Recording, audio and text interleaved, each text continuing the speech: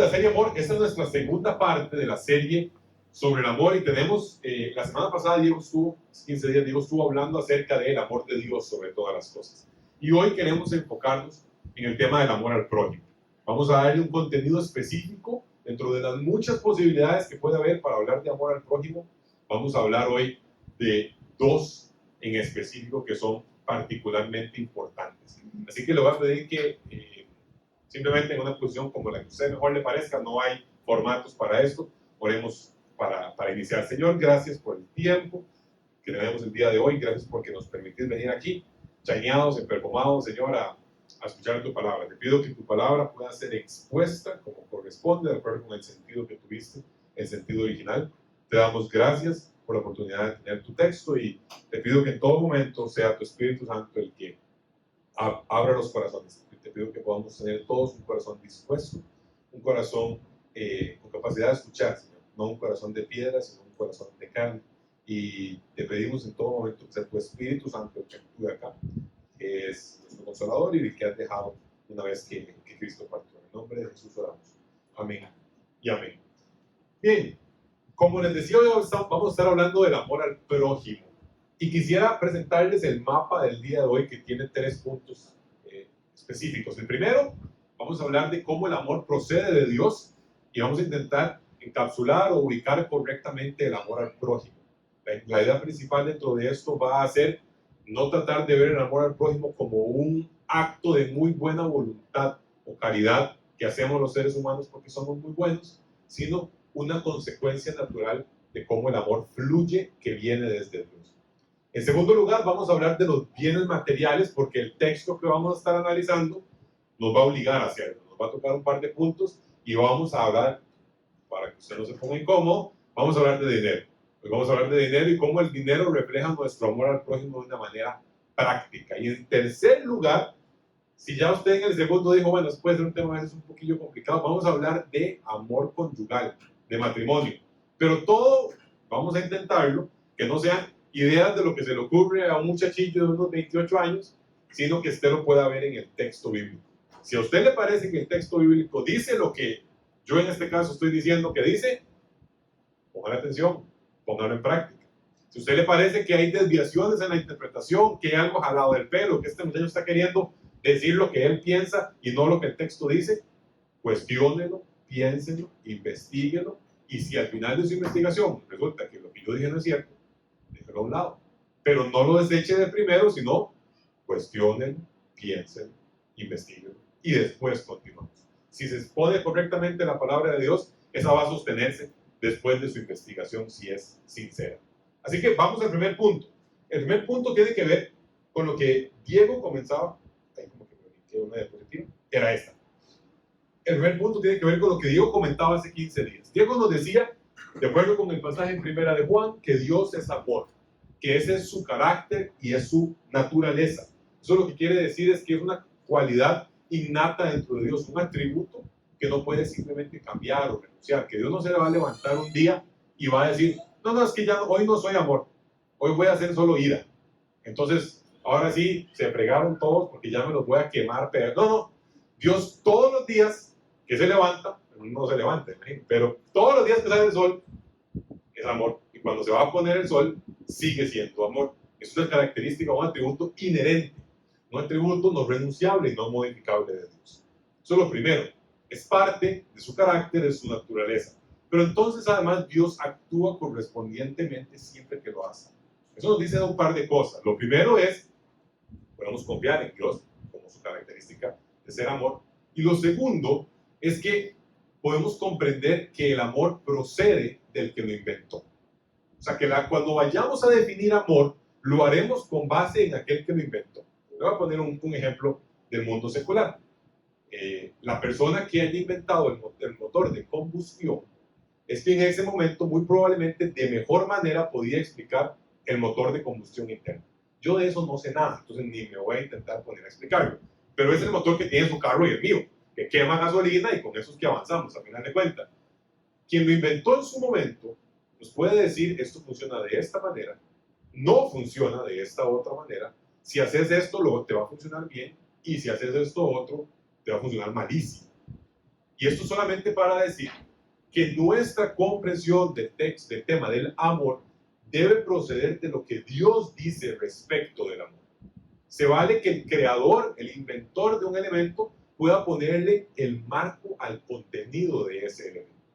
Y esto principalmente en un siglo en el que el término amor ha venido con un contenido que muchas partes de la sociedad desean comentar y hacer su aporte.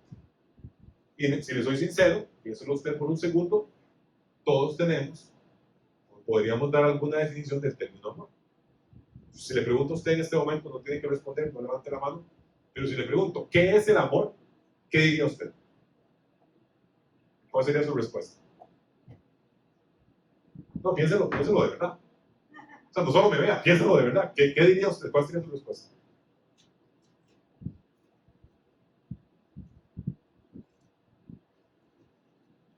No sé cuál sea, tal vez esté bien, tal vez esté mal, no sé. No era el punto. El tema es que todos tenemos una comprensión. Difícilmente alguien dijo, es que no tengo idea de qué es el amor.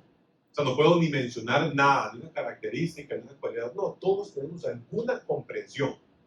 Y es parte de lo que es difícil cuando hablamos de conceptos en esta serie de valores, que todos ya tenemos en la cabeza siempre algo en relación con eso. Y nuestro ejercicio siempre debe ser lo más que podamos intentar ser conscientes de que en esta cajita ya hay contenido y ver cuál es el contenido que Dios nos da para decir, ok, ese es el que yo debería tener. Y eso es parte del proceso que queremos investigar el día de hoy.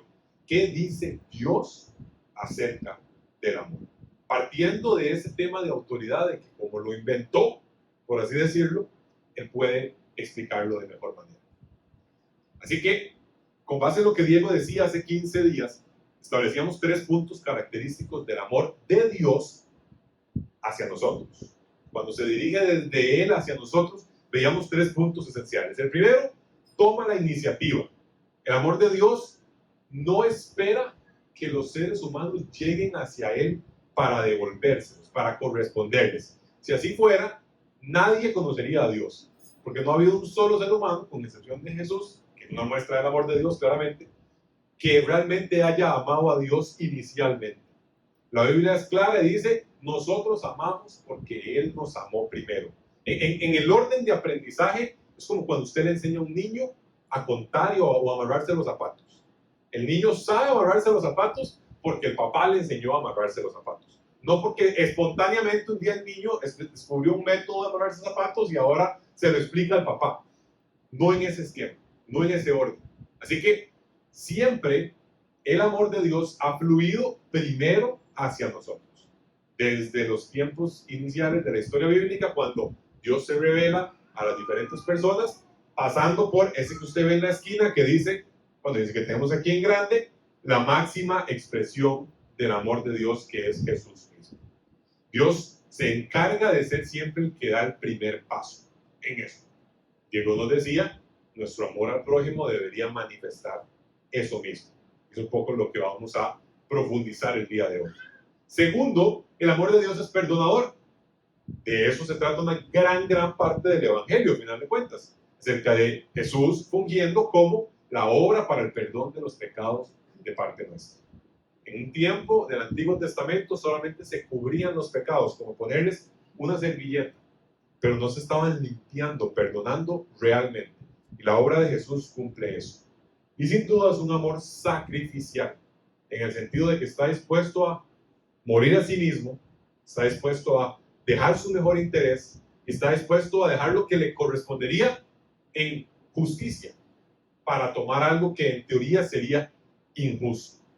Estos 3 elementos corresponden al amor de Dios y es parte de lo que quiero que podamos tener todos en la mente, porque si el amor de Dios es de cierta manera, el texto bíblico nos va a llevar a decir, así como es el amor de Dios, así debe ser el amor de ustedes con ustedes mismos. Entonces, estos 3 puntos son nuestra base conceptual, si así lo queremos, para el texto que vamos a estar estudiando el día de hoy. Si usted tiene su Biblia, le voy a pedir que la saque porque vamos al punto número 2. El punto número 2 se trata de el texto de Primera de Juan, capítulo 3. Vamos a hablar de los bienes materiales. Así que Usted lo tiene por ahí, Primera de Juan, capítulo 3, versículos del 16 al 18. Les decíamos hace 15 días que íbamos a estar leyendo el libro de Primera de Juan como congregación. Usted lo hizo, lo felicito, ya viene empapado, ya conoce el libro de Primera de Juan, eran solo 5 capítulos, y ya lo tiene medio masticado, ya tiene el contexto. Juan habló muchas veces de amor, habló muchas veces de conocer a Dios, habló muchas veces de obedecer y poner en práctica, habló muchas veces de este esquema que vamos a estar manejando el día de hoy, de cómo conocemos y cómo manifestamos el amor.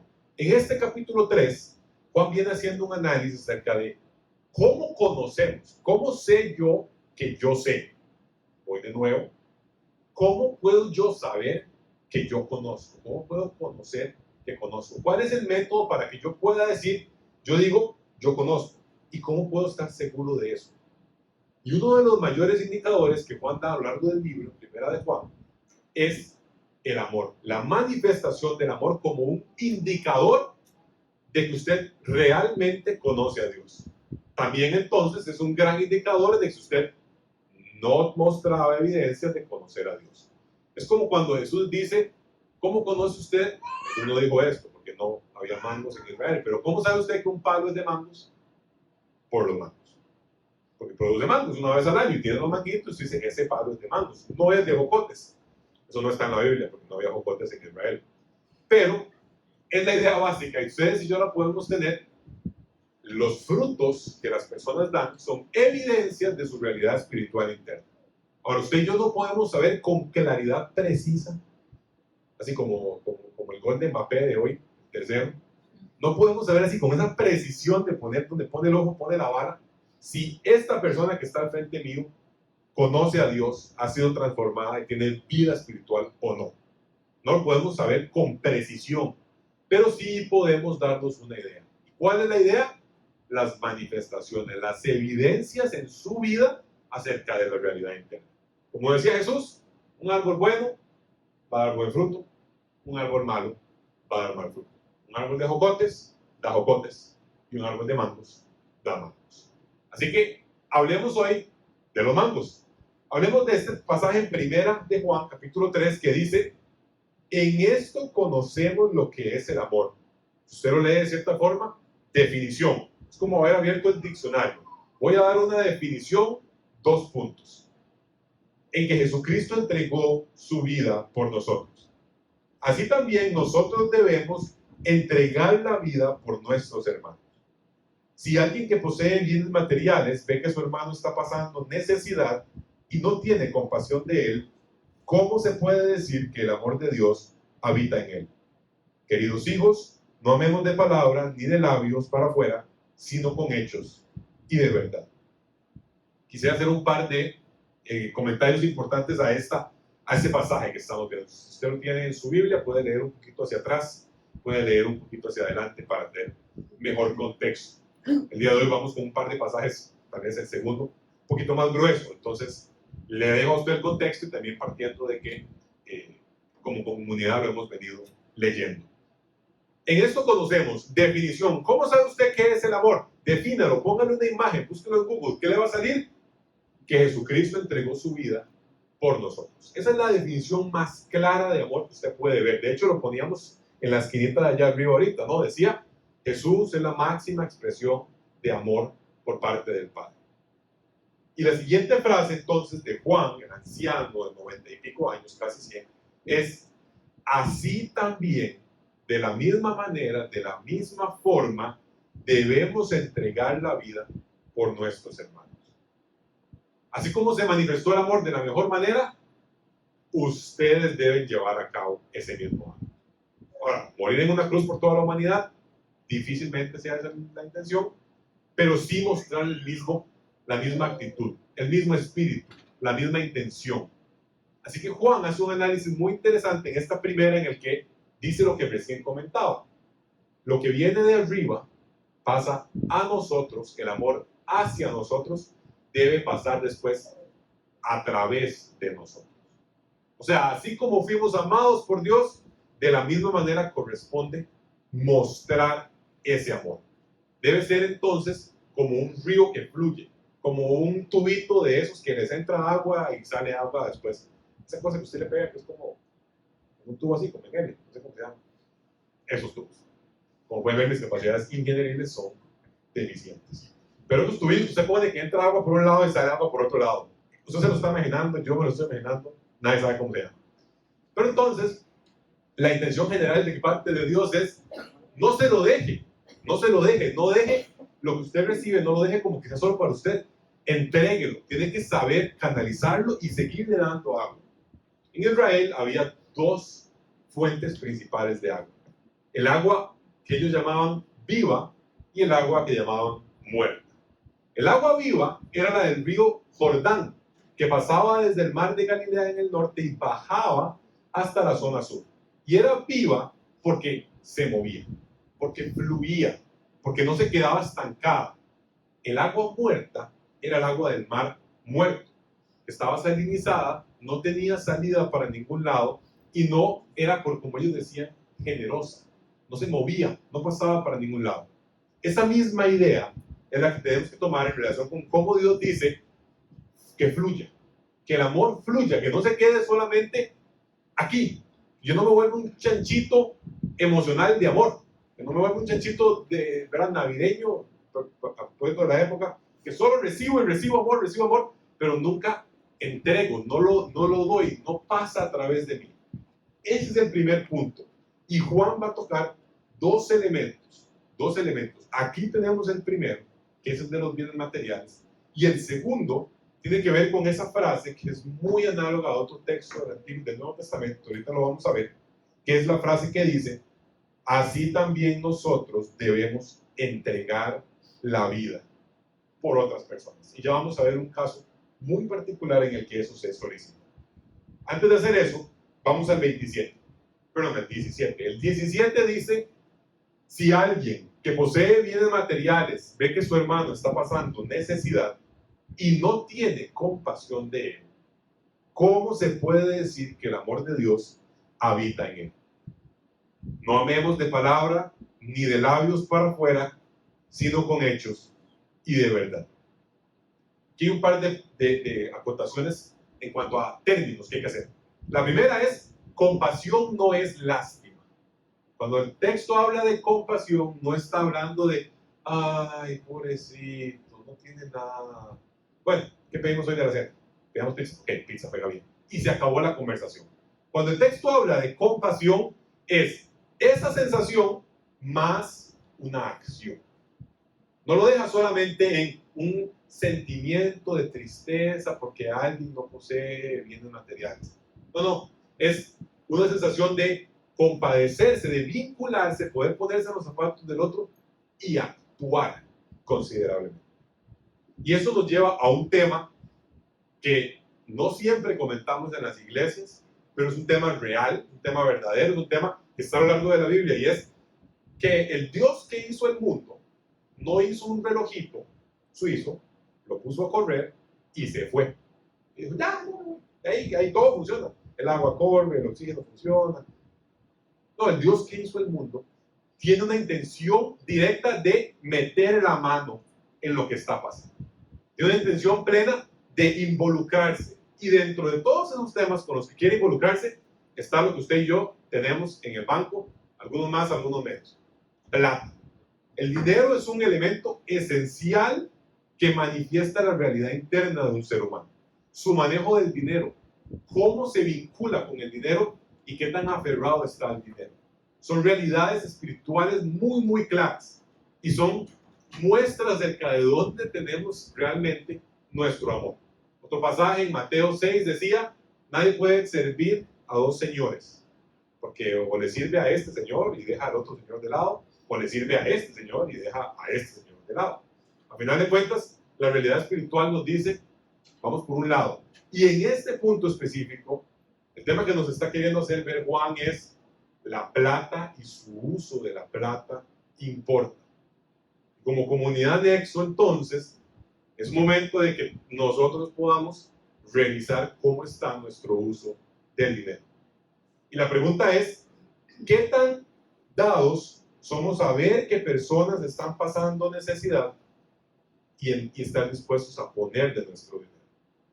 ¿Qué tan a menudo compartimos nuestra cuenta, lo que está en nuestra cuenta bancaria, las posesiones materiales, con personas que lo requieren de mayor manera? Ciertos momentos de la historia han determinado que ciertas ramas del cristianismo hayan enfocado más el dar y la generosidad y la caridad. Pero a su vez, otras ramas del cristianismo se han caracterizado por producir mucho dinero, pero dejarse.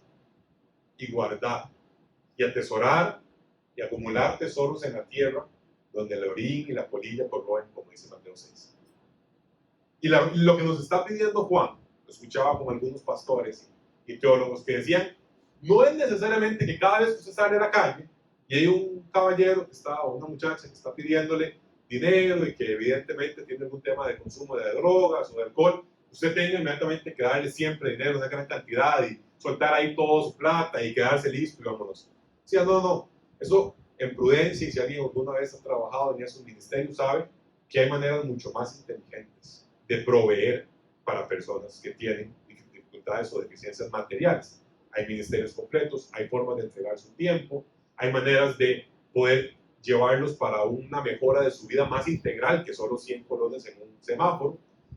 Pero también es cierto que en nuestra vida suceden a menudo circunstancias en las cuales evidenciamos personas que están necesitando de apoyo económico.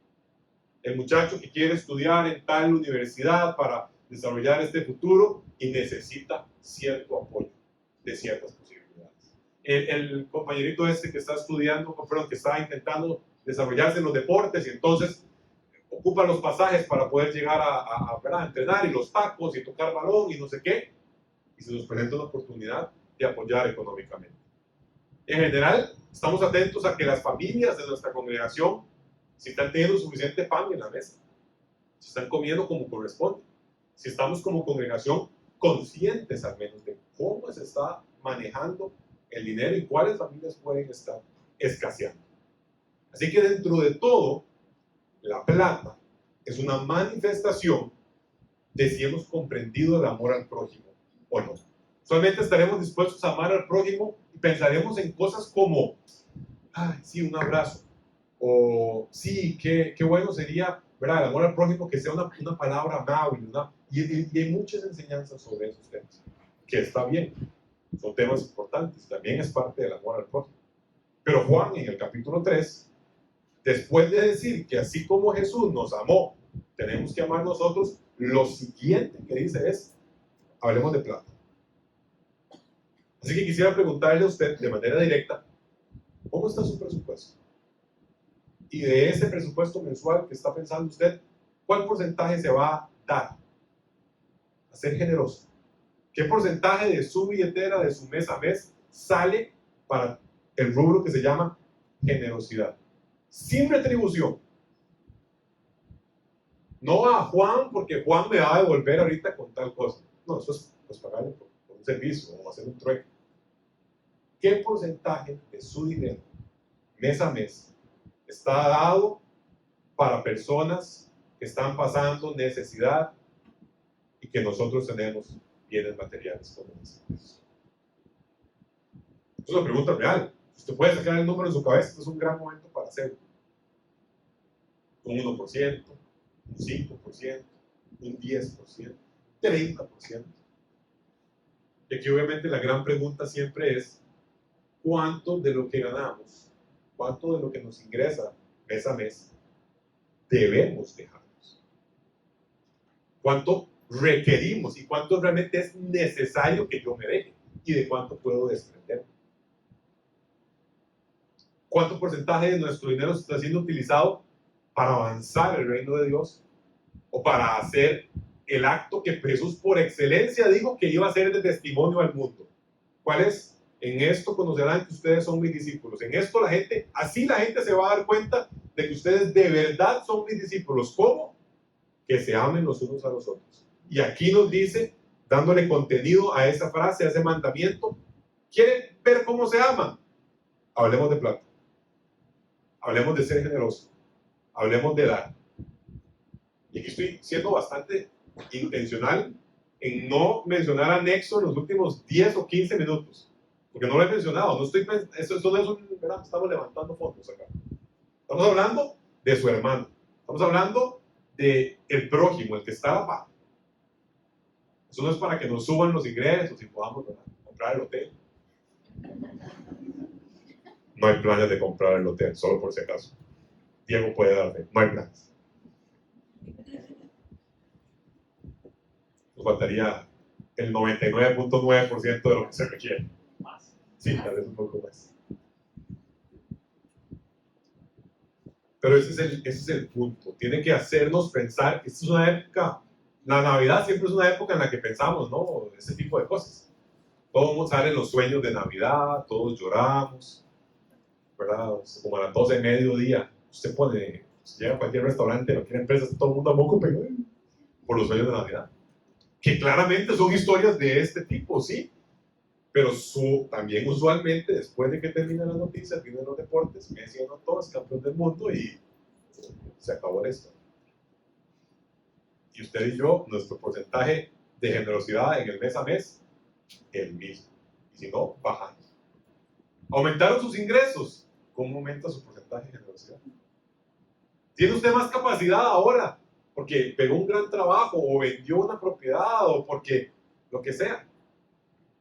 ¿Cuánto estamos dando? Al prójimo, al que lo necesita, a apoyar causas, a fundaciones que trabajan. Tal vez usted no puede por tiempo dedicarse a definir todas. Bueno, cásese con algunas causas. Busque organizaciones cristianas, busque gente que se dedica todos los días a identificar eso y luego pídales cuentas. ¿Cómo están usando mi plata? Yo le estoy dando 10. ¿Qué está pasando con esos 10? Usted tiene derecho a pedir cuentas sobre su dinero, pero para poder hacer eso hay que darlo. Decía un artículo que leía el otro día, muy chiva, muy bonito, decía: yo quiero que mi último cheque rebote en el banco. Que cuando yo me vaya a morir y pasé el último cheque, rebotó porque no había fondos. Porque lo di todo. Porque al final de cuentas, cuando llegó el momento, no tenía más para dar. Usted dice, los hijos y la herencia. Bueno, hay que revisar qué estilo de vida también estamos viviendo. ¿Qué tanto estamos guardando? ¿Qué tanto estamos dando? Dice, este muchacho definitivamente estudió en la Universidad de Costa Rica. ¡Qué chancleto! Y yo aquí con chancletas. No, yo sí estudié en la Universidad de Costa Rica, no soy un chancletudo. Tal vez a ratos. Pero no buscaría que se establezca el argumento o no con base en cómo ande vestido o como actual para la universidad fui. La consulta real es ¿qué dice el texto bíblico? Esa es la verdadera pregunta. Usted se puede parar después de aquí y pensar, es que este muchacho es un patas vueltas, porque en realidad la Biblia dice, guarde toda la plata, déjesela a sus hijos, haga un imperio, compre carros y tenga 15 propiedades. Entonces, ¿qué estaba hablando ese man? Si usted puede decir eso, levántese aquí y viva su vida como quiera. Porque el texto bíblico dice. Pero la práctica es que el texto bíblico no dice nada de eso. Y lo que refiere son los otros comentarios que hemos mencionado. Así van a conocer ustedes que esta gente son discípulos de Jesús. Decía él mismo. Que se van a amar y van a estar dispuestos a ponerse. Decía primera de Juan, la plata. Van a estar dispuestos a dar plata. Bien, plata. Después de plata, o antes de plata, justo antitos, Juan hace una referencia. Cuando estaba preparando la enseñanza, me sonó inmediatamente a otro texto bíblico. Yo no digo necesariamente que Juan lo esté citando. Me atrevería a decir más bien que es un poco probable que lo esté haciendo. Pero me resonó. Y pensaba, ¿qué podemos hacer al hablar de amor al prójimo? ¿Cómo hacemos para que no sea nada más, es que hay que amar al prójimo? Y es bueno eso, amar al prójimo. ¿Cómo lo traemos a una parte aplicada? ¿Cómo hablamos de la realidad del día a día? Entonces leí este texto, 1 Juan, capítulo 3, y ese versículo me saltó y yo dije, esa es una gran opción. Ese es un gran tema. Porque la base de la sociedad se ubica en ese núcleo principal. Porque el desarrollo que que Dios diseñó para la sociedad, para la familia, para el mundo, es parte de ese punto. Y por ende, vamos ahí. Y es el punto número 3. El punto 3 nos habla del amor conyugal. El amor al prójimo en el contexto de ese prójimo o esa prójima que es particular por encima de todos los demás prójimos y prójimas que usted tiene. Solo hay un prójimo, para los que están casados obviamente, que cumple con esta característica. El amor conyugal. El amor al prójimo manifestado a partir del matrimonio. Ahora, yo sé que no todo mundo está casado acá, comenzando por mí mismo, yo no estoy casado. Pero, todavía, no, unos 3 meses, ¿sí? Pero, hay un par de cosas que quisiera justificar antes de comenzar a ver este tema de por qué hablar en un tema de Navidad y del amor al prójimo, ¿por qué enfocarse en el tema del matrimonio? Primero, porque aquí hay una gran cantidad de personas que sí están casadas. O sea, en todas las mesas que veo, hay al menos 1 o 2 parejas de casados. En las que no, tal vez hay unos que están en proceso de casarse. Entonces, bueno, ahí vamos en proceso, aprendamos los principios de cuando va para allá. Y tres, más importante, tal vez porque la forma en la que creamos y pensamos sobre el matrimonio define cómo lo llevamos eventualmente a la práctica. O sea, usted no aprende a volar cuando ya está en el avión montado y le dicen, ahora sí, botón 47, vamos a 500 metros de altura. Usted dice, ¿y ahora sí cómo hago? No. ¿Usted cuándo aprende a volar? En el suelo. Con un simulador, en el mejor de los casos. Y con un montón de teoría y técnicas. Los principios que establezcamos acerca del matrimonio nos deben crearse cuando recién nos casamos. Deben crearse antes. Así que si usted no está casado, esto le aplica. ¿Para qué? Y pues para que tenga una idea de cómo llevarlo a cabo eventualmente. Si usted sí está casado, le aplica y le aplica en serio. Y si usted estuvo casado y ya no, pues también es un elemento importante porque todos tenemos conocimiento y principios que poder transmitir hacia las otras generaciones. Así que veamos el texto. Es uno de los textos más importantes. Además, es el texto que más me gusta y al que más le he dedicado horas vuelo recientemente o en el último año, desde que me conocí con Paula. ¡Pum! Este texto, Efesios 5. Horas, planes de los de la app de la Biblia, devocionales, estudios, videos en YouTube de un pastor particular que sigo, que lo analiza con profundidad, haciéndose la pregunta de ¿qué dice el texto? Ahora, les voy a ser sincero, si nos damos a la tarea de analizarlo todo, salimos como a las 8 y vamos por la mitad. Entonces, solo vamos a ver algunos detalles muy básicos. Por favor, lea el texto, léalo también en su casa con el contexto que corresponda. Aquí vamos a leer casi todo. Pero lo cierto es que hay pocos pasajes de la Biblia que hablen tan directamente acerca de cómo debe ser el amor al prójimo, esposo con esposa, esposa con esposo. No se le ocurre ninguno tan bueno como este. Así que, hombres, amárrense en cinturones, mujeres, amárrense también los cinturones, porque vamos a ver lo que la Biblia dice acerca de cómo debe ser el amor. Y un texto, en mi conclusión, es que un texto que usualmente se ha tomado tradicionalmente para ponerle más carga a la mujer, es el texto que pone el peso más grande de todos sobre el hombre. Leamos. Esposas, mujeres, sométanse a sus propios esposos como al Señor, porque el esposo es cabeza de su esposa, así como Cristo es cabeza y salvador de la iglesia, la cual es su cuerpo. Así como la iglesia se somete a Cristo, también las esposas deben someterse a sus esposos en todo. 25. Hombres, esposos, amen a sus esposas, así como Cristo amó a la iglesia y se entregó por ella para hacerla santa. Él la purificó lavándola con agua mediante la palabra, para presentársela a sí mismo como una iglesia radiante, sin mancha ni arruga ni ninguna otra imperfección, sino santa e intachable. Asimismo, el esposo debe amar a su esposa como a su propio cuerpo. El que ama a su esposa se ama a sí mismo, pues nadie ha odiado jamás a su propio cuerpo. Al contrario, lo alimenta y lo cuida, así como Cristo hace con la iglesia, porque somos miembros de su cuerpo. Cita: por eso dejará el hombre a su padre y a su madre, se unirá a su esposa, y los dos llegarán a ser un solo cuerpo. Esto es un misterio profundo. Yo me refiero a Cristo y a la iglesia. En todo caso, cada uno de ustedes ame también a su esposa como a sí mismo, y que la esposa respete a su esposo.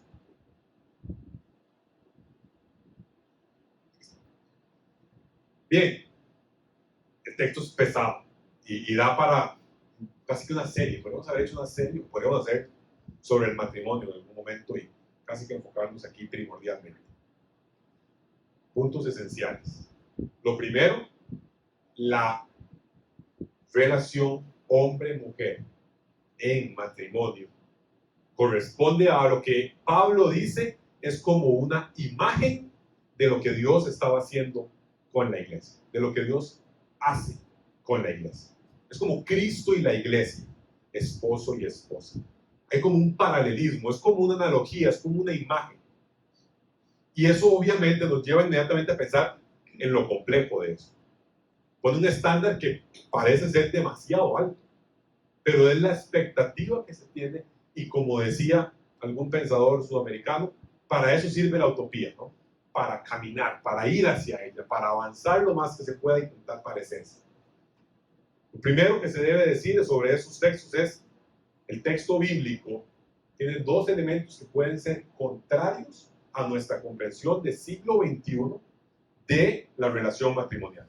Lo primero es, con toda claridad a lo largo de todo el texto bíblico, la única relación matrimonial, la única relación amorosa, en ese sentido que la Biblia considera válida y correcta, de acuerdo con lo estipulado por Dios, es la que existe entre un hombre y una mujer.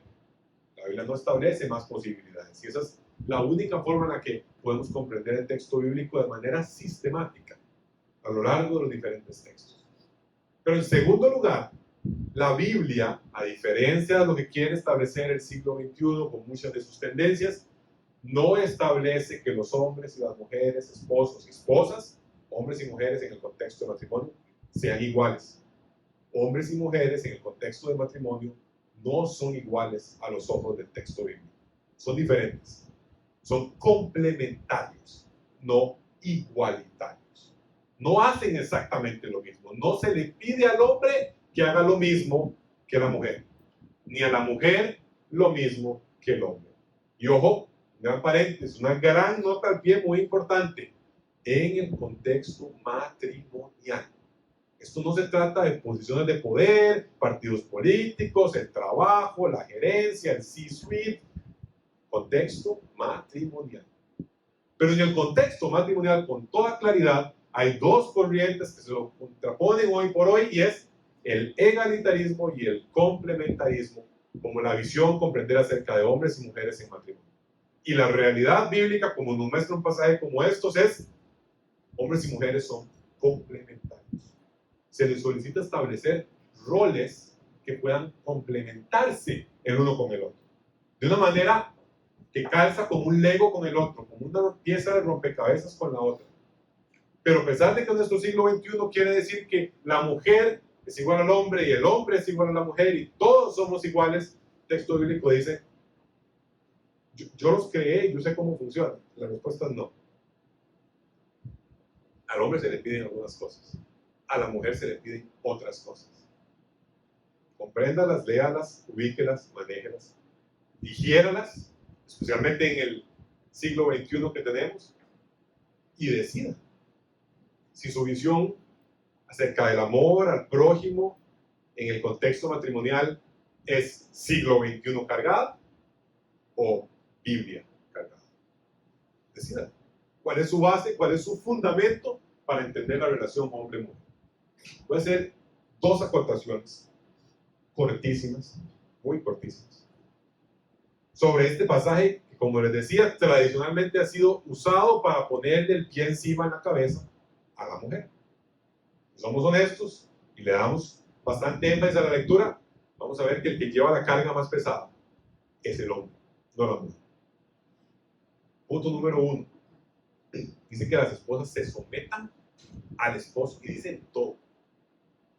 Y aquí, ese tipo de cosas no se pueden decir ya en este sentido, porque son complicadas. Quiere decir someterse a todo. ¿Y de qué manera debe hacerlo? Y lo más importante es que establece al hombre como la cabeza en el matrimonio y a la mujer no como la cabeza, como el cuerpo. Y para poder comprender eso, usted tiene que comprender la relación Cristo e iglesia. No hay otra manera de darle contenido a esto, y esto es esencial, esto es lo más importante para comprender este pasaje. No hay otra manera de comprender el someterse, y no hay otra manera de comprender la cabeza, el ser cabeza, si no es a partir de comprender Cristo y la iglesia. Es la única referencia que usted y yo debemos tomar porque el texto nos obliga. Cada vez que dice algo acerca de hombre y mujer, dice Cristo y la iglesia. Se somete como cabeza y cuerpo, Cristo y la iglesia. Mujer y yo, Cristo y la iglesia. Cada vez, cada vez. Así que yo le pregunto, ¿cómo fue la relación de Cristo con la iglesia? ¿Cabe interpretar este texto de alguna manera para hablar de el hombre, el esposo, teniendo autoridad para abusar a la esposa? ¿Hay algún ejemplo bíblico que usted pueda decir? Es que vea cómo Cristo abusó a la iglesia. Es que vea cómo Cristo le puso potencia, le puso el pie encima a la iglesia en relación. ¿Tiene usted algún ejemplo? Alguno, en el que usted vea la relación Cristo-iglesia y usted dice, sí, la iglesia llevó la peor parte. A la iglesia fue la que le pasaban por encima de esa relación. Nunca, ni uno solo. Si algo caracterizó a la relación Cristo-iglesia, es que el que llevó la parte dura fue el que se lo crucificado. Al que la iglesia rechazó. Al que seguimos todavía teniendo dificultades para abrazarlo plenamente y seguimos rechazando diariamente. Y ahí está Cristo. Persistente, como decía Diego, con iniciativa, sacrificial, perdonador, constantemente, todos los días. Así que si usted quiere dotar de contenido a esto, llénelo como Cristo con la iglesia. Cristo lidera a la iglesia. Sí, sin duda. La lidera para su propio beneficio. La lidera en función y en beneficio de lo que para la iglesia es mejor. Es mejor para la iglesia estar con Cristo que sin Cristo. Ahora, ¿es el fin de todo que la iglesia sea exaltada? No. El fin es que Cristo sea exaltado, pero eso es un tema de glorificación que no está acá. Aquí estamos hablando de quién se entrega por quién y quién lidera. ¿Y en qué sentido lidera? En función de quién lidera. En beneficio de quién lidera. Dice el 25. Esposos, amen a sus esposas, así como Cristo amó a la iglesia y se entregó por ella. Por eso les digo que esto establece la carga más pesada sobre los hombres. Yo leyendo este texto, como les decía, después de muchas horas vuelo con el texto, jamás llegaba a la conclusión de que la posibilidad es un texto empoderador buenísimo para mí para poder hacer lo que yo quiero como futuro esposo.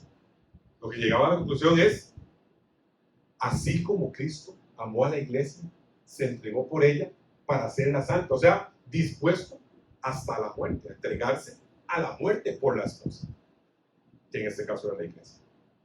Y el pasaje siguiente dice que cuando hablamos de que el hombre deja a su padre y a su madre, se une a su mujer, está hablando Pablo, dice, es un gran misterio, es un gran misterio. ¿Qué está pasando ahí? Es un gran misterio.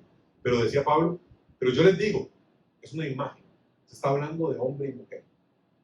Así que cuando usted evidencia el accionar del esposo, hombres acá presentes, la pregunta que debemos hacernos entonces, indudablemente, y que es la pregunta más pesada, la que nos lleva a todos es, ¿estamos o están los que están casados amando a sus esposas de manera semejante a como Cristo amó a la iglesia?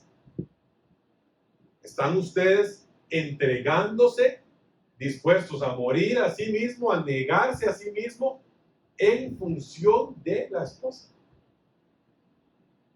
Es su liderazgo tan claro que permite ver con completa duda, sin lugar a ninguna duda, que usted lidera con toda intención, dispuesto a morir por la esposa. A morir físicamente, pues tal vez, pero a veces es más duro morir el día a día. Deseos, sueños, intereses, planes, tiempo. Ese capaz esta es más duro. El otro suena como heroico. Balazo aquí en el pecho. Oh, my. Heroico, varón. Pero el de todos los días, el de los miércoles en la tarde, el de los jueves en la mañana, y el de qué hacemos y cómo gastamos el dinero. No, usted lidera. Sí, sin duda, o sea, tampoco podemos llegar a temas del siglo XXI en el que se ha querido posicionar el liderazgo en otras posiciones. Pero a mí como varón me permite hablar desde lo que a mí me reta, pensando en casarme muy pronto. Y es decir, ¿cómo me veo? ¿Cómo estoy dispuesto? Y el análisis tenemos que hacer todos los hombres acá, que son esposos, y los que pronto lo tenemos eventualmente, ¿es esa la forma en la que vivo? Y las esposas, es tiempo de meterle un codazo al esposo, pongan atención. No, no es tiempo de ponerle un codazo al esposo. Es tiempo de ver la parte que le corresponde a usted, que en este siglo también es compleja. Es difícil decirle a una mujer, hoy, deje que tu esposo lidere. Porque él debe liderar como Cristo lideró. Pídale a Dios por su esposo para que sea un líder como Cristo es un líder. Para que sea cabeza como Cristo fue cabeza de la iglesia o es cabeza de la iglesia. Pídale a Dios que lo convierta en eso. Porque muy probablemente, conociendo y habiendo trabajado con hombres, difícilmente lo sea plenamente hoy. Difícil. Pero esa es su oración, señor. Joven, no, señor. Esa es su oración. Que mi esposo sea cabeza como Cristo es cabeza.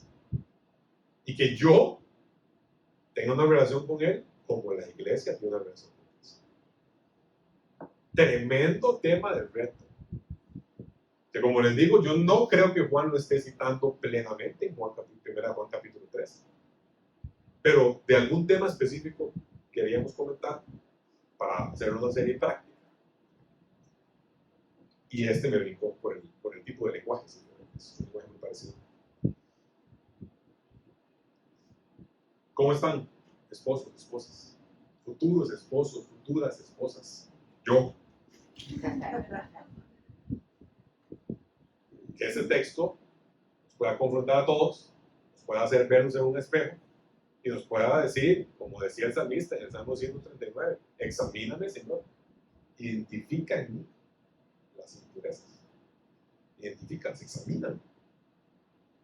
Ese es el único acto de humildad. La otra es vivir creyendo que yo soy el esposo perfecto, la esposa perfecta, el hombre perfecto, la mujer perfecta, y seguir pegando la cabeza contra la pared cada vez que siga viviendo esa forma de pensar.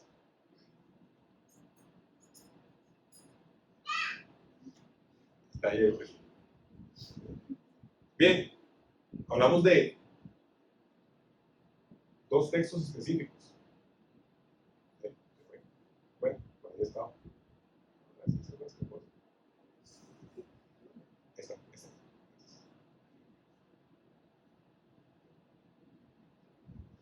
Parte 2 del amor. El amor al prójimo. Que sea como un río que entra por un lado, sale, continúa, fluye. Y que no sea respecto del dinero. Que pensemos en nuestro dinero, cómo lo estamos manejando, pensemos en cómo vamos. Y pensemos acerca del matrimonio y la relación que es el núcleo de la sociedad. A partir de cómo hombres y mujeres se relacionan en matrimonio, se establece todo el esquema social. Y eso no lo estoy diciendo yo. La familia es la base de la sociedad, esa es la constitución política de este país. Y el matrimonio es el centro de esa familia. Así que si no me cree a mí, por lo menos créale a los del 49 que escribieron eso.